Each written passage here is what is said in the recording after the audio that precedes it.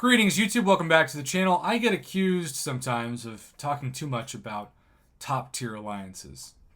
Whether that's Thronebreaker and Paragon players too much, whether that's Alliance War or Alliance Quest players that run mostly, say, map 6, 7, 8, etc. And I think that's fair criticism. I like to find opportunities to talk about issues or bugs or problems that exist with common players and lower tiers of alliances. And so, in the spirit of that goal, we have Cable Man of Legends, who's pointing me all the way back to a July 31st post, which is, yes, about 3 weeks old, in which they're hoping that I could discuss this on my channel, and I think this is a good opportunity to do so. This is the post. So I'm in lower tier Alliance War, like tier 13 to be exact. On node 25, the node says start the fight with 2 bars of power and an enhanced special 2. I got him to throw a special 2 and blocked it to my face, but then I got him to throw a special 1 next time, and somehow he became unblockable. And I took a direct hit even though there was no enhanced special 1 node on that fight. And the only time Kingpin becomes unblockable is when he throws a special 2. Is that always true, though? My friend was doing 6-4 Darkhawk quest, and he was taking the Sabretooth path with Corvus, and he was trying to gain a charge for Corvus. The nodes were if you applied a bleed or a poison to the opponent, it would be reflected back on you. When it came time for Sabretooth to throw a special attack, he used a special 2 and died, even though he was holding his block and had space from the opponent. He said the game let go his block, and I noticed that last week during Eternity of Pain Bishop Week 3, when I was using Nimrod for the challenge, and I would have posted this sooner, just wanted to consult with others to make sure I wasn't the only one seeing this. Like other people, we lost the first war of the season, and we never really have been able to regain the points in our rank where we should be in war, which should be like Silver 1 or Silver 2. The last time I posted on the forums, I got nowhere with my post, and all I got was not useful replies at all, and I don't think anybody for Kabam saw it. So I gotta be honest. There's a lot to unpack here, and I don't know if I even fully understand all of the points that have been made. I think the most helpful point in any of this post is the end, where he talks about how, like other people, we lost the first war of the season, and we never really have been able to regain the points in our rank where we should be in war, which should be like Silver 1 or Silver 2. So, there's another forum post that I wanted to figure out a way to link in a video, and this video is actually that opportunity. So if you'll humor me for a few minutes more, basically, we know that the scoring system's still being tweaked, and a lot of people think it does not, it hurts you a lot more than it helps. And it feels like if you win a war, you take 1 step forward, and if you lose a war, you take 10 steps backward, and then you can't regain those 9 steps in difference by the time the season's over.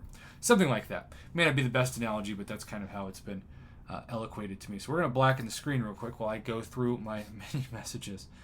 And I want to just focus on another issue that I have been hearing from a summoner, and that's based off of the Silver 1 Alliance in question. So you can see on this post that the rank 3 of season 35, as you can see it, is ISO 8 Anonymous. Which, okay, congratulations, ISO 8 Anonymous. But when you check out ISO 8 Anonymous, there's only 1 member. Now, of course, this is an alliance that finished in Season 35 Master Rank 3, but they've all left the alliance, at least maybe in between seasons, and the only account that's visible is an account that looks very, very, very suspicious. Because when I hide my webcam, it is all unawakened 4 stars and 5 stars with exceptionally low PI and a summoner level of 41, which this is, quite honestly, the same look as quite a few of the bot accounts that were reported to the channel during Battlegrounds, and also these accounts look very similar when it comes to bot accounts for the arena.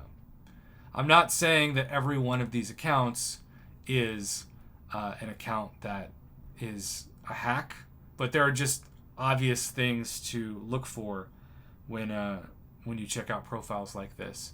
Maybe ISO A is in some kind of shell alliance type thing, and they're all going to come back before the season begins. I don't know, but when you see that, you think to yourself, "Huh, something seems to be going on."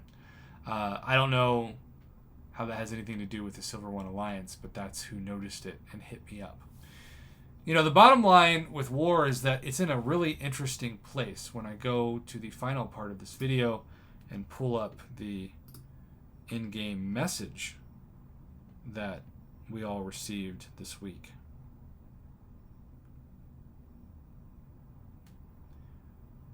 We know that Alliance War Season 36 has been postponed, and that the minimum number of wars will be reduced to 3. It says the current active war will not affect the season scores. War rating will still be affected by these wars.